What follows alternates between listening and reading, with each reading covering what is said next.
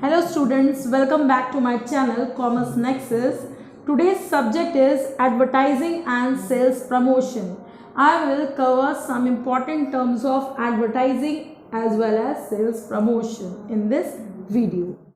These are the important terms of advertising and sales promotion.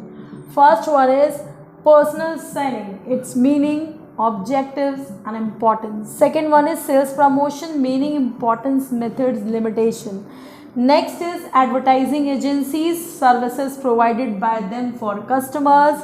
Next is advertising budget, its preparation and factors affecting the advertising budget. Next is difference between media planning and media.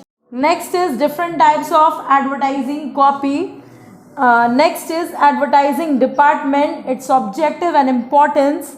Next is sales quotas, reasons for assigning it. Define appeal, advertising appeal and its type. Advertising, its importance, objectives, limitations. Differentiate with publicity. Next few topics are point of purchase display, persuasive advertising, ethical and unethical advertising, coupon sales promotion, mural and outdoor advertising, coding and decoding, noise and distraction, sales force, buying motives, advertising appropriation. These are the important terms of advertising and sales promotion, from which I will explain some of important terms regarding this paper. The first topic is personal selling. Personal selling का मतलब होता क्या है? Personal selling का मतलब होता है व्यक्तिगत विक्रय, यानी कि पर्सनली किसी चीज़ को बेचना। यानी कि सेल्समैन जो काम करता है और वो जैसे कस्टमर को अपनी बातों में लपेट लेता है और चीज़ों के लिए अट्रैक्ट करके तैयार कर लेता है, उसी प्रोसेस को बोलते हैं पर्सनल सेलिंग। यानी कि personally sell by a person which is a direct communication with customers. यहाँ पे हम इंटरैक्ट करते हैं, डायरेक्टली कस्टमर को अट्रैक्ट करते हैं, इवेड करते हैं और उसको फोर्सफुली तैयार कर लेते हैं कि वो चीज़ों को खरीदने के लिए एकदम ही रेडी हो जाए। तो पर्सनल सेलिंग होता क्या है? पर्सनल सेलिंग का मतलब है use of speech, use of words, use of conviction power. यानी कि एक सेल्समैन के अंदर इस तरह का पावर या अट्रैक्टिवनेस होनी चाहिए कि वो कस्टमर को खींच ले अपनी तरफ। Next is implementing marketing programs, यानी कि ये एक मार्केटिंग का ही पार्ट है। Advertising and sales promotion is the part of marketing, यानी कि पर्सनल सेलिंग भी एक डायरेक्ट सेलिंग यानी डायरेक्ट मार्केटिंग का पार्ट ही माना जाता है।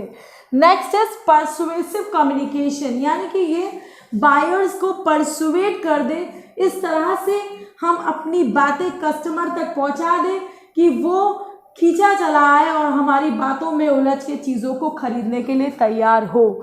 नेक्स्ट इज ये डायरेक्ट प्रेजेंटेशन है, यानी कि फेस टू फेस, यहाँ पे कस्टमर और सेल्समैन के बीच में जो कम्युनिकेशन होता है that is called personal selling. Next is face to face, यानी आमने सामने हम चीज़ों को देखते हैं, हम सेल्समैन की बातों पे विश्वास करते हैं, प्रोडक्ट को अपनी आंखों से देखते हैं, तो इसलिए भी पर्सनल सेलिंग थोड़ा सा कह सकते हैं ट्रस्टवर्दी होता है। नेक्स्ट है टेलीफोनिक कम्युनिकेशन भी किया जा सकता है, फ़ोन पे भी ऑर्डर्स लिए जा सकते हैं, फ़ोन पे भी कस्टमर को अट्रैक्ट किया जा सकता है। अब देखते हैं इसके सम ऑब्जेक्टिव्स एंड इम्पोर्टेंस। क्या ऑब्जेक्टिव्स है? तो ये एक एंटायर सेलिंग जॉब का काम करता है। जो हमारा सेल्समैन होता है वो एक कह सकते हैं डायरेक्ट मार्केटिंग का काम कर रहा है, डायरेक्ट पर्सनल सेलिंग का काम कर रहा है और वो कस्टमर को, नए कस्टमर्स को भी और डायरेक्टली कस्टमर्स को भी रीच कर लेता है। तो मार्केटिंग का, सेलिंग का एंटायर जॉब सेल्स पर्सन ही कर देते हैं। सर्च न्यू कस्टमर्स, और ये कस्टमर्स के बीच रहते हैं और नए कस्टमर्स को भी फाइंड आउट करते रहते हैं। तो ये इस तरह का इंटरैक्शन और व्यवहार बना के चलते हैं ताकि वो सर्च कर सके। नेक्स्ट इज इंफॉर्मेशन प्रोवाइडर, ये कस्टमर को बहुत सारी चीज़ों के बारे में इंफॉर्म करते हैं, क्या राइट है क्या रॉन्ग है, सजेशंस देते हैं, नए नए प्रोडक्ट लॉन्चेस का भी इंफॉर्मेशन देते हैं कि कब मार्केट में आ रहा है, या नया ब्रांड आया, या नई कंपनी लॉन्च हुई है, ट्राई करिए। इस तरह की बहुत सारी बेनिफिशियल इंफॉर्मेशंस भी वो बताते हैं। नेक्स्ट है सेलिंग दी प्रोडक्ट लाइन, और एक ही प्रोडक्ट के कई वैरायटीज़ यानी कि ब्रांड्स में बहुत सारे प्रोडक्ट्स होते हैं, तो उस लाइन के बारे में, प्रोडक्ट मिक्स के बारे में भी ये कस्टमर्स को नॉलेज देते हैं। नेक्स्ट है ऑब्टेन सेल्स वॉल्यूम, और ये इस तरह से अपनी सेल को इंक्रीज करते हैं, कस्टमर को रीच कर लेते हैं, अट्रैक्ट करते हैं, परसुएड करके ये सेल्स को भी बढ़ावा देते हैं। नेक्स्ट है कि ये अपने टारगेट को भी कंप्लीट कर लेते हैं, ये ज़्यादा से ज़्यादा कस्टमर की रीच पे रहते हैं। तो इस तरह की जो पर्सनल सेलिंग है ये सबसे पॉपुलर सेलिंग मानी जाती है, ये सबसे इम्पॉर्टेंट पार्ट है मार्केटिंग का, क्योंकि यही सबसे ज़्यादा सेल्स कवर करती है। नेक्स्ट है इसका इम्पोर्टेंस, तो देखा जाए तो ये नीड है, प्रायोरिटी है आज के समय की, क्योंकि लोग ज़्यादातर लोगों के सच्ची बातों पर देख करके, आंखों देखी पर ही विश्वास करते हैं। दैट इज़ पर्सनल सेलिंग, कि हमारा जो फेस टू फेस इंटरेक्शन है वो हमको ज़्यादा ट्रस्टवर्दी लगता है, इसीलिए वो नीड ऑफ टुडे है। नेक्स्ट है लाइव सेलिंग है, यहाँ पे हम सब कुछ देख रहे हैं, हम यूज़ कर रहे हैं, हम उसको डेमो ले रहे हैं, तो इस वजह से भी थोड़ा सा इम्पॉर्टेंट हो जाता है। मिनिमम वेस्टेड एफर्ट, यहाँ पे कंपनी को एफर्ट कम लगाना पड़ता है, एडवर्टीजमेंट नहीं करना पड़ता है, सेल्समैन ही एडवर्टीजमेंट का काम कर देता है, तो यहाँ पे एफर्ट थोड़ा कम लगता है। नेक्स्ट है मिरर ऑफ द मार्केट, क्योंकि हमने कहा सबसे पॉपुलर सेलिंग होता है पर्सनल, सबसे ज़्यादा चलने वाला मार्केटिंग स्ट्रैटेजी, इसीलिए ये मार्केट का मिरर भी होता है कि जो चीज़ हम दिखाएंगे, जो वो देखेगा, वही आगे जा करके वो पब्लिसिटी करेगा। Next is creation of international market, यानी कि हम जब अपने होम ब्रांड्स को होम मार्केट में अच्छा चला लेते हैं तो हमें चांस मिलता है कि हम इंटरनेशनल मार्केट में भी उतर सके, वहाँ पे भी जा करके अपने प्रोडक्ट को लॉन्च कर सके, देख सके कि वहाँ पे क्या स्ट्रैटेजीज के लिए जा रही है। नेक्स्ट है कॉस्ट इफेक्टिव टूल, तो क्योंकि ये एडवर्टीजमेंट को कहीं ना कहीं धक्का दे देता है, कम एडवर्टीजमेंट जैसी चीज़ों को हम यहाँ पे इस्तेमाल नहीं कर रहे हैं, पर्सनली बेच रहे हैं, तो कहीं ना कहीं हमारा कॉस्ट भी कम पड़ रहा है, क्योंकि हम सेव कर रहे हैं एडवर्टीजमेंट कॉस्ट को। नेक्स्ट है फाउंडेशन ऑफ बिजनेस, तो ये बिजनेस का एक कह सकते हैं फाउंडेशन होता है, क्योंकि ये सबसे इम्पॉर्टेंट पार्ट है पर्सनल सेलिंग, इसीलिए कंपनीज भी सेल्स पर्सन को थोड़ा फोर्स करती है, डीलर्स को फोर्स करती है, उनको भी तरह तरह के कह सकते हैं कि मोटिव्स देती है ताकि वो पर्सनल सेलिंग को अच्छे से प्रमोट करे। नेक्स्ट है एक्सर्टिंग इन्फ्लुएंस, और ये एक तरह से पब्लिसिटी का भी काम करता है, लोग जब इसको यूज़ करेंगे, देखेंगे, समझेंगे, तो आगे जा करके आगे भी समाज पे प्रभाव डालेंगे। तो personal selling is a very important part of marketing, और ये सबसे ज़्यादा पॉपुलर माना जाता है आज के एज में या एरा में। Next topic is advertising appeal.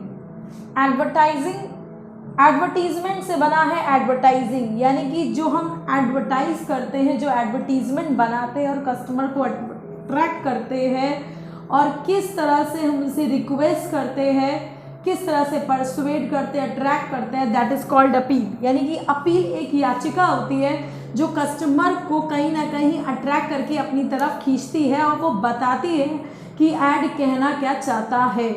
तो अपील जो है वो एक सेंट्रल आइडिया है, एसेंस है एडवर्टीजमेंट का, क्योंकि अगर किसी भी ऐड में अपील नहीं होगी तो कभी भी कस्टमर अट्रैक्ट नहीं होगा। नेक्स्ट इज कि ये डिवाइस होता है जो सॉलिसिट करता है डिजायर्ड रिस्पॉन्स को, यानी कि लोग ऐड देख करके क्या सोचे, क्या उन पे अट्रैक्शन हुआ, क्या वो सोच करके उस प्रोडक्ट की तरफ रीच करेंगे, that is response. Next is earnest request to the prospect, यानी कि ये एक तरह से रिक्वेस्ट होता है कि आप हमें देख करके चीज़ों की तरफ मूव ऑन करें। तो ऐड एक मैसेज दिखाता है, एक अपील करता है कस्टमर से कि जो जिस चीज़ के लिए हमें बनाया गया है या हमारा मोटिव क्या है, उस मोटिव का सॉल्यूशन होना चाहिए। Next is any statement design to motivate a person to action, यानी कि ऐड में इस तरह की अपील हो कि वो कस्टमर को अट्रैक्ट करके उस चीज़ के लिए कहीं ना कहीं डिज़ायर जगाए और उसको वो खरीदने के लिए रेडी कर सके। That is appeal. अपील तभी पूरा होगा जब हम कस्टमर को अल्टीमेट सेल में ट्रांसफ़र दे पाएंगे। तो इसके इम्पोर्टेंस देख सकते हैं। पहला है अट्रैक्टिंग अटेंशन, यानी कि एडवर्टाइजिंग में अपील का होना बहुत ज़रूरी है। अगर अपील नहीं होगी तो कस्टमर कभी भी अट्रैक्टिव नहीं होगा, अट्रैक्ट नहीं होगा, वो कभी डिज़ायर नहीं दिखाएगा प्रोडक्ट की तरफ। नेक्स्ट है अवेकनिंग इंटरेस्ट, यानी कि लोगों के अंदर इंटरेस्ट को जगाना। क्या चीज़ हमने दिखाई ऐड में, क्या लोगों के दिल को छुआ कि वो चीज़ खरीदने के लिए तैयार हो गए, they are ready to purchase that product, that is called appeal. उसके बाद creating a desire for goods, यानी कि कभी कभी हम ऐड देख करके एकदम उस चीज़ के लिए तैयार हो जाते हैं, तो वो चीज़ होती है अपील, कि हमको उसने उस ऐड में ये चीज़ दिखाई कि जिससे हमें मन किया व्हाई डोंट वी ट्राई।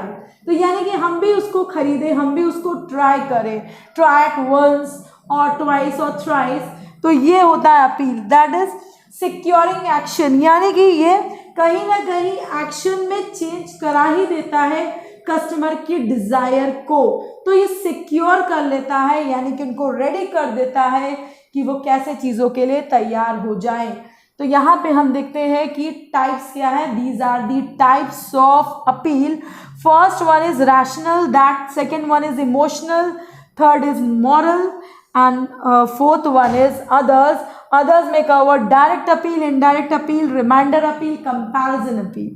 तो first is rational appeal. Rational का मतलब होता है एक पर्सन जो बहुत सोच समझ करके फैक्ट्स पे, जबकि वो इन्फ्लुएंसेस पे और इमोशनली अट्रैक्ट ना हो करके जो दिमाग से कस्टमर चलते हैं, जिनको प्राइसिंग, बहुत सारे फैक्ट्स, बहुत सारी पब्लिसिटी कहीं ना कहीं अट्रैक्ट करके तैयार करती है। तो मेनली ये क्या देखते हैं, ये प्रैक्टिकल नीड्स को दे करके चलते हैं। ये क्योंकि रैशनल होते हैं, सोच समझ के काम करते हैं, डिसीजंस पे सोच समझ के चीज़ों को देखते हैं। उसके बाद ये प्रोडक्ट्स को, बेनिफिट्स को देखते हैं कि ये इसमें अगर अपील कर रहा है तो क्या हमको फ़ायदा होगा या नहीं होगा, क्या चीज़ें बता रहे हैं नहीं बता रहे हैं। तो वो कहीं ना कहीं अपने दिमाग की प्लानिंग से चलते हैं। एम्फेसाइज फैक्ट्स, और ये पब्लिसिटी, सच्चाई, फैक्ट्स, सारी चीज़ों को स्टडी करने के बाद ही ये अट्रैक्ट होते हैं और ये इंफॉर्मेशंस पे ज़्यादा बिलीव करते हैं। ऐसे रैशनल अपील जो होते हैं, ऐसे जो कस्टमर्स होते हैं वो थोड़े से कह सकते हैं मनी माइंडेड होते हैं, थोड़े से सोच के चलने वाले, यानी कि जो इमोशंस में नहीं बहते हैं। That is rational appeal. तो रैशनल अपील में ये दिखाया जाता है, जैसे आप एग्जाम्पल देख सकते हैं LIC ऐड का, जिसमें आपको जीवन के साथ भी, जीवन के बाद भी, या बहुत सारे ऐसे फैक्ट्स दिखाते हैं कि लाइफ में आपके साथ प्रॉब्लम्स में कोई नहीं होगा, तो इस तरह से आपको अपनी लाइफ को खुद सिक्योर करना चाहिए। तो that is rational appeal. Next है emotional appeal. Emotional appeal customer के पर्सनल फीलिंग्स को अट्रैक्ट करता है। वो कहीं ना कहीं कस्टमर के दिल दिमाग पर छाने वाली अपील होती है, जैसे कि फूड प्रोडक्ट्स होते हैं, या देखा जाए जब समर्स आते हैं तो हमें ड्रिंक्स, आइसक्रीम्स अट्रैक्ट करती है, या जब सर्दियाँ आती है तो हमें बहुत सारे हॉट ड्रिंक्स या बहुत सारी अलग चीज़ें अट्रैक्ट करती है। तो वो जो कंपनीज होती है वो उसी तरह के ऐड उसी सीज़न में भी खेल कर जाते हैं, वो अप्लाई करते हैं। तो दैट इज़ इमोशनल अपील। वो कस्टमर के इमोशनल यानी कि पर्सनल फीलिंग्स के साथ अपील करना, या सोशल बेस्ड फीलिंग, सोसाइटी के बेस पे, या लाइफस्टाइल हो सकता है, या लोगों की अपनी दिनचर्या के हिसाब से कहीं ना कहीं अट्रैक्ट करती है। नेक्स्ट है मॉरल अपील। मॉरल अपील जो है वो मॉरलिटी को देखता है। इसमें हम रूरल डेवलपमेंट्स को देख सकते हैं कि हम चीज़ें बनाएंगे तो कैसे लोगों का डेवलपमेंट होगा, उनकी लाइफ चेंज होगी, या एडल्ट लिटरेसी को लेके चलते हैं, या हम पढ़ाई या बायजूस के एड्स, या बहुत सारे एजुकेशनल इंस्टीट्यूशंस के एड्स, या बेटर रिलेशन कैसे बनाया जा सकता है, ये सारी चीज़ों को मॉरल में लिया जाता है। अदर्स में हम डायरेक्ट अपील, डायरेक्ट मतलब पर्सनल सेलिंग के थ्रू सेल्समैन अपील कर सकता है। इनडायरेक्ट में हम ऑनलाइन अपील कर सकते हैं, ऑनलाइन एड्स दिखा करके लोगों को अट्रैक्ट कर सकते हैं। रिमाइंडर अपील, आपको पता है कि जब कोई ऑफर्स आते हैं या हमारा डाटा पैक ख़त्म होने लगता है तो कंपनी हमें रिमाइंडर भेजती है कि आप इतने दिनों में अपने नए ऑफ़र को ले सकते हैं या आप रिचार्ज करा सकते हैं या हमारा नया बम्पर महासेल आने वाला। इस तरह के रिमाइंडर अपील्स हो सकते हैं, कंपैरिजन अपील हो सकते हैं जिसमें कंपनी अपने प्रोडक्ट को दूसरे से बेटर दिखाएगी, तो इस तरह के भी अपील्स हो सकते हैं। तो ये है हमारा advertising appeal. This is my advertising appeal. I have explain all the terms, types, importance of appeal. The next topic is advertising copy. तो एडवर्टाइजिंग कॉपी का मतलब क्या होता है, व्हाट डज इट मीन? यानी कि जब हम कोई काम करते हैं तो हम उसके लिए एक कॉपी पे एक नोटबुक या वर्कबुक के रूप में उसको हम तैयार करते हैं और फिर उसको इम्प्लीमेंट करना थोड़ा आसान हो जाता है। तो वही काम एक एडवर्टाइजिंग कॉपी भी करती है। Advertising copy is a text express in words, sentences, figures design by company, कि एक एडवर्टीजमेंट में क्या क्या कंटेंट होना चाहिए, एडवर्टीजमेंट कहना क्या चाहता है, उसको एक कॉपी के रूप में तैयार किया जाता है और वही कहलाता है एडवर्टाइजिंग कॉपी। तो ये एक रिटन और विजुअल कंटेंट है जो कि मैसेज को और थीम को कहीं ना कहीं कंप्लीट करता है कि एड एजेंसीज कहना क्या चाहती है, कंपनी उनसे कहलवाना क्या चाहती है, कंपनी का मेन मोटो क्या है, वो क्या कस्टमर को बताना चाहते हैं। उसके बाद इसके कंपोनेंट्स देखा जाए तो सबसे पहले हेडलाइन होता है कि टॉप पे क्या होगा, उसकी हेडलाइंस क्या होगी, उस एड का मेन हेडलाइन क्या रखा जाएगा। नेक्स्ट है सब हेडिंग क्या होगी, उसके अंदर क्या चीज़ों को हम डिनोट करेंगे और चीज़ों के बारे में बताएंगे। नेक्स्ट बॉडी कॉपी क्या होगी, मेन मैसेज क्या होगा जिसको कि मेन बॉडी कॉपी कहते हैं, कि हम जो टेक्स्ट के रूप में तैयार करके बताएंगे। नेक्स्ट प्राइस क्या होगा उस कॉपी का, कितना चार्जेस होगा, कितनी चीज़ें वो बताएंगे उस प्राइस में। और लास्ट है प्रूफ, कि भाई एडवर्टीजमेंट कॉपी को एक मेंटेन करके रखा जाता है जो कि बाद में जा कर के हमें काम आती है, ताकि जब हम नेक्स्ट सेट बनाएंगे तो हम चीज़ों को कंपेयर कर सकते हैं, एज अ प्रूफ रख सकते हैं, दिखा सकते हैं। तो these are the components of advertising copy. क्या इसके टाइप्स हैं? तो पहला है एजुकेशनल कॉपी, जिसमें हम एजुकेशन यानी कि नॉलेज से रिलेटेड कॉपी को मेंटेन करते हैं, सारी चीज़ों को नोट डाउन करते हैं। इंस्टीट्यूशनल कॉपी जो कि कंपनीज़ को दी जाती है, वो अपने लिए संभाल के रखते हैं कि हाँ हमने ये काम किया है, और वो एक प्रूफ के रूप में देखी जाती है कि हाँ वाकई ये काम हुआ है। रीज़न वाई कॉपी, क्यों, क्या कारण है जो कंपनीज कॉपी मेंटेन करवा रही है, क्या कारण है जो कंपनी एडवर्टाइज करा रही है, उसके पीछे बेसिक रीज़न क्या है, तो ये देखा जाता है। ह्यूमन इंटरेस्ट कॉपी, यानी कि लोग किस तरह से मैसेज को पढ़ेंगे, परसुएड होंगे, अट्रैक्ट होंगे, तो वो हो जाती है ह्यूमन इंटरेस्ट को, कस्टमर्स को कैसे इंटरेस्ट को जगाना। डायलॉग कॉपी, यानी कि इसमें क्या डायलॉग्स का इस्तेमाल किया जाए, कैसे वर्ड्स का इस्तेमाल किया जाए कि कस्टमर अट्रैक्ट हो सके चीज़ों को देख करके। फिर नरेटिव, यानी कि नरेशंस का होना भी ज़रूरी होता है, क्योंकि वो भी कस्टमर कहीं ना कहीं नरेशंस को ढूंढता ही है। नेक्स्ट है क्वेश्चनिंग कॉपी। क्वेश्चनिंग में भी बहुत सारे क्वेश्चन आंसर का इस्तेमाल किया जाता है, क्रॉस क्वेश्चनिंग भी की जाती है, ताकि कस्टमर को पूरी तरह से विश्वास हो जाए कि यहाँ पे क्वेश्चनिंग का भी आंसर है और जवाब है, तो कहीं ना कहीं ट्रस्टवर्दी बन जाता है।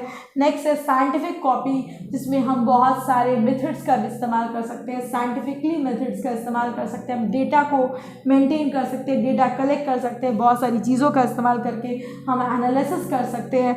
नेक्स्ट आते हैं प्रेस्टीज कॉपी, जो कि फेमिनिटी यानी कि फेमसिटी पे बेस्ड होता है, यानी कि कैसे प्रेस्टीजियस बनाया जा सकता है प्रोडक्ट को, कॉपी को, एडवर्टीजमेंट को, प्रोडक्ट को, क्या चीज़ में होनी चाहिए कि जो वो और पॉपुलर हो जाए मार्केट में। तो इस तरह से हम एडवर्टाइजिंग कॉपी को मैंने इस तरह से एक्सप्लेन किया है। Now these are some more terms of advertising and sales promotion. First one is point of purchase display. Point of purchase display होता क्या है, यानी कि ये एक पॉइंट होता है जो कि कस्टमर को अट्रैक्ट करने के लिए बनाया जाता है।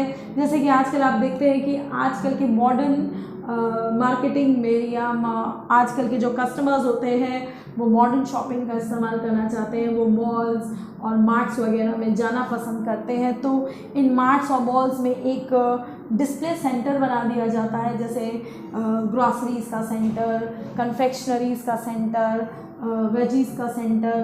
तो इस तरह से एक कॉर्नर्स दे दिया जाता है, that is called point of purchase display. यानी कि हमने एक जगह बना दी जहाँ पे हम उस जगह पे उसी चीज़ को हम खरीद सकते हैं। यानी कि बिस्किट कॉर्नर्स हैं तो वहाँ पे हमको वैरायटी ऑफ बिस्किट्स मिलेगी, ब्रांड्स मिलेंगे, हम कंपेयर कर पाएंगे, देख पाएंगे, रेंज को देख पाएंगे, कंपेयर कर पाएंगे, ऑफर्स देख पाएंगे। या हम अगर ग्रॉसरीज़ में जाते हैं तो हम दालों में, चावल में, चीनी में, बहुत सारी चीज़ों में, तो ये अलग अलग कह सकते हैं कॉर्नर्स होते हैं, पॉइंट ऑफ परचेज होता है। इसमें डिस्प्ले का इस्तेमाल किया जाता है जिससे कस्टमर अट्रैक्ट होकर के चीज़ों को खरीदने के लिए तैयार हो जाता है। उसको वहाँ पे थोड़ा सा ये कन्वीनियंस रहता है कि उनको पता होता है कि हमको इस जगह पे ये चीज़ मिलेगी, इस जगह पे ये मिलेगा। वहाँ पे डिफरेंट वैराइटीज़ ऑफ प्रोडक्ट मिल जाते हैं, डिफरेंट ब्रांड्स मिल जाते हैं, वो कंपेयर कर पाते हैं। तो ये थोड़ा सा कह सकते हैं मॉडर्न मार्केटिंग का पार्ट होता है जो कि कस्टमर को काफ़ी अच्छा और ट्रस्टवर्दी कह सकते हैं या अट्रैक्ट भी कर देता है। दूसरा है आउटडोर और म्यूरल एडवर्टाइजिंग। तो आउटडोर का मतलब है कि बाहर, यानी कि हम कह सकते हैं इसमें हम वाइट कूलर भी ले सकते हैं, इसमें हम साइन बोर्ड्स का इस्तेमाल कर सकते हैं, इसमें हम बहुत सारे बाहरी तरह के भी एडवर्टीज़मेंट का इस्तेमाल कर सकते हैं। जैसे कि आपने देखा होगा साइन बोर्ड्स वगैरह होते हैं जो हमको बहुत सारे एड्स के बारे में, सीरियल्स के एड्स के बारे में, प्रोडक्ट के एड्स के बारे में जगह जगह साइन बोर्ड्स लगे होते हैं। या वाइट कलर गाड़ियों पे आपने देखा होगा कि एड्स चिपके होते हैं, या ट्रेन में जाओ तो वहाँ पे ऐड लगे होते हैं, या आजकल गाड़ियों पे ही, रिक्शास पे भी ऐड बना करके पूरा पेंट कर दिया जाता है, दैट इज़ वाइट कलर। और कूपन सेल्स प्रमोशन, लोगों को कूपन देके अट्रैक्ट करना, या जगह जगह एक तरह से कह सकते हैं कि रोड्स पे शोज़ करा करके या टेंट लगा करके तरह तरह से लोगों को टेस्ट ड्राइव देना गाड़ी का। तो ये सब आउटडोर एडवर्टाइजिंग का पार्ट होता है जो कस्टमर को कहीं ना कहीं अट्रैक्ट करता है। Next is advertising media. तो मीडिया बहुत इंपॉर्टेंट होती है। अगर हमने सही मीडिया का इस्तेमाल नहीं किया तो हमारा प्रोडक्ट बना बनाया भी बेकार हो जाएगा। तो हम किस तरह के मीडिया का सिलेक्शन करें? हम विजुअल मीडिया लें, हम ऑडियो मीडिया लें, हम प्रिंट मीडिया लें, हम इलेक्ट्रॉनिक मीडियाज़ में देख सकते हैं। तो हम बहुत सारे ऐड, देखा जाए तो सबसे महंगा और सबसे ज़्यादा अट्रैक्ट करने वाला मीडिया होता है विजुअल इलेक्ट्रॉनिक मीडिया, यानी कि टेलीविज़न के एड्स लोग सबसे ज़्यादा देखते हैं और वो लोगों को सबसे ज़्यादा अट्रैक्ट करता है। तो ये थोड़ा सा पॉपुलर मीडिया होता है। तो जब हम बड़े ब्रांड यानी कि कपड़े, कार, एसेसरीज़, महंगे डायमंड्स जब दिखाना चाहते हैं तो हम इस तरह के मीडिया का इस्तेमाल करते हैं। नेक्स्ट है हमारा ऑडियो मीडिया। ऑडियो मीडिया जो होता है वो भी हम कह सकते हैं कि जिसमें हमें विजुअली चीज़ें ना दिखानी हो, सिर्फ हम बातों के द्वारा या सुना करके भी बता सकते हैं। हम अपने LIC का ऐड भी कर सकते हैं, हम बैंक का ऐड कर सकते हैं, डॉक्टर्स अपने नए ऑफिस का, अपने नए क्लिनिक्स का ऐड करा सकते हैं। तो ये ऑडियो मीडिया का इस्तेमाल करता है। प्रिंट मीडिया में हम जैसे ऑफर्स देखते हैं, बहुत सारे न्यूज़ देखते हैं, नई चीज़ों के बारे में पढ़ते हैं, तो हम उसमें प्रिंट मीडिया, मैगजीन्स में एड्स देखते हैं हम। तो प्रिंट मीडिया में मैगजीन्स आ सकती है, जर्नल्स आ सकते हैं, न्यूज़पेपर आ सकता है। तो इस तरह से मीडिया को हम देख सकते हैं और मीडिया का सही सिलेक्शन होना चाहिए, तभी हमारा कस्टमर अट्रैक्ट होगा। नेक्स्ट है हमारा एडवर्टाइजिंग बजट, यानी कि बजट को ध्यान में रखना है। क्यों? क्योंकि advertisement is the past of selling and distribution cost. अगर हम कॉस्ट पे कंट्रोल करके नहीं चलेंगे, सिर्फ ऐड के ऊपर ही खर्चा करेंगे, तो वो भी सही नहीं माना जाएगा। तो हमें ये मान के चलना होता है कि कॉस्ट भी हमारी कंट्रोल रहे और हम एक लिमिट पे ही ऐड पे खर्चा करें। तो इसके लिए हम बजट का इस्तेमाल करते हैं। कि हम कितना, कंपनीज कितना खर्चा कर सकती है, उसी तरह से वो एड एजेंसी में जा कर के उनके पैकेजेस को ख़रीदती है, उनके मीडिया का इस्तेमाल करती है और फिर वो अपने बजट के हिसाब से ही ऐड को तैयार करवाती है।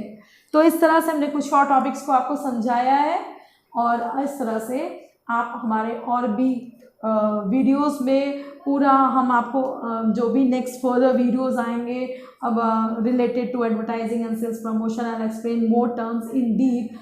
This is only for exam period, so I have explained some of important terms which will help their students in the examination period. If you like my channel, then subscribe, like and share.